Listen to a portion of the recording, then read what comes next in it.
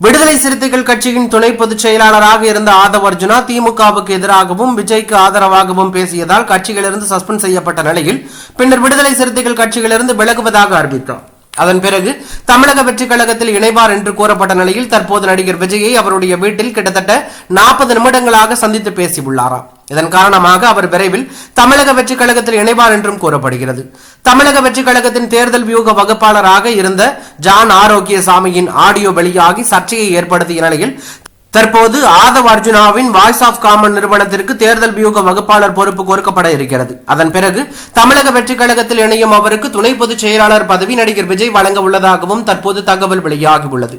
சமீபத்தில் நடந்த மாவட்ட செயலாளர்கள் கூட்டத்தின் போது புஷி ஆனந்த் நடிகர் விஜயை வெளியே நிறுத்தி வைத்துவிட்டு பிற மாவட்ட செயலாளர்களுடன் ஆலோசனை நடத்தியது பேசும் பொருளாக மாறிய நிலையில் தற்போது துணை பொதுச் செயலாளர் பதவி ஆதவ் அர்ஜுனாவுக்கு வழங்கப்படுவது கவனிக்கத்தக்க ஒரு விஷயமாக மாறியுள்ளது. மேலும் இது தொடர்பாக அறிவிப்பு விரைவில் வெளியாகும் என்றும் தகவல் வெளியாகி பரபரப்பையும் அதிர்ச்சியும் ஏற்படுத்தியுள்ளது.